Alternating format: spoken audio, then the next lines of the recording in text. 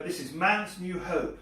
It's a personal message, not a message from anyone else. I would like to think it was possible that we might have a different sort of world to live in, apart from these continual wars. So what I would like to do is to see if I can make a case for the people who might need to change. Certainly the people around them do, but I'm suggesting that the people who are part of the problem are the men. So this is Man's New Hope, and it's my hope. I want to put my voice into the mix. So the background to this Man's New Hope is the fact that we have a special military operation which is reducing a society to rubble, conducted by Russia against the Ukraine in terms of military war and economic war against the Western Europe, the West, including the United States, which is one of man's specialities, making war, and it goes way back all the way through history. Slightly different note, we have another speciality, which is raping women. Raping women because they can sexually assault and rape a woman, and in lots of cases murder those same women. And this is conducted by men. Figures from rapecrisis.org, I think for March 2020, 618,000 women were raped or sexually assaulted every year, March 2020. 1 in 3 of those women are raped in their own home. 1 in 2 of the rapes are carried out by their partner or their ex-partner. The majority of those partners are men. So we're experts at war and seemingly experts at rape. And in a more sort of micro level, we know how to organise at the office if we want to exclude someone, don't we? And we damage their economic prospects by not including them, simply by leaving them out. So war, rape, and economic social exclusion, the people who don't do what you want in the office. So I'm a man. Clearly I can see these tendencies in myself, unfortunately. I don't know how far I would have to be pushed to kill somebody in a war. I prefer not to, but you know, it's there. My father spent hours really training me not to touch a woman, not to hit a woman, not to do anything against their personal dignity. So I had some sort of training that meant that I had to manage my own state in relation to the women.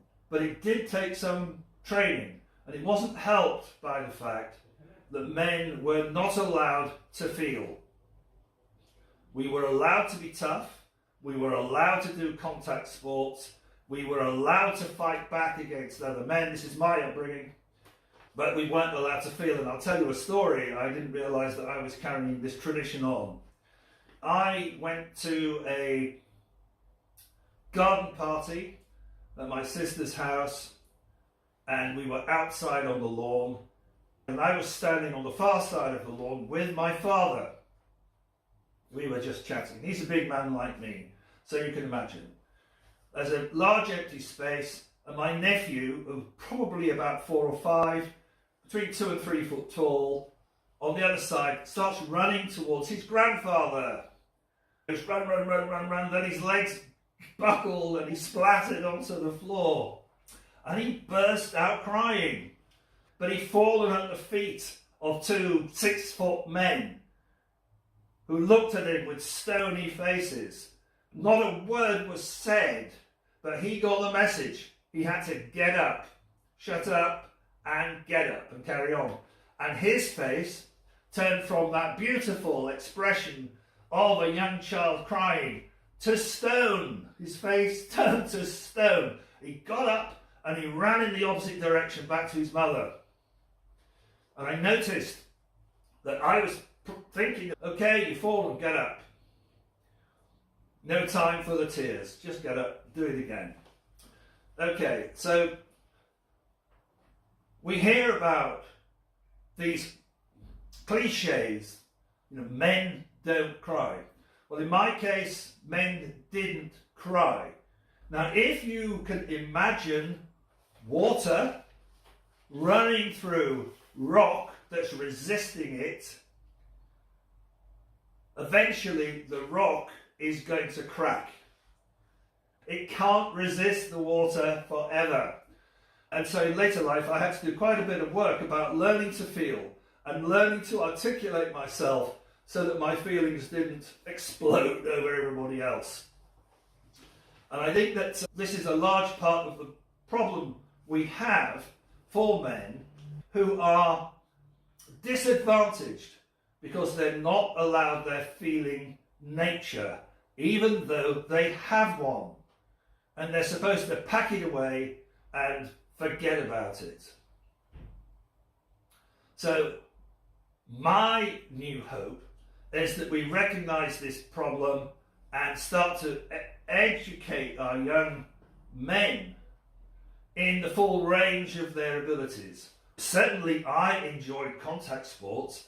Expressing masculinity in a contact sport is a thrill, to be honest. The really great footballers had a certain poetry and a certain beauty about them when they played. Back in time, Pelé, and in today's time, you choose your football player that has those silky skills as well as the competitive masculinity. So man's new hope is that we accept that as men, we need to do some work so that we can avoid the repetition of war and rape and disadvantaging people economically because we don't like the cut of their cloth.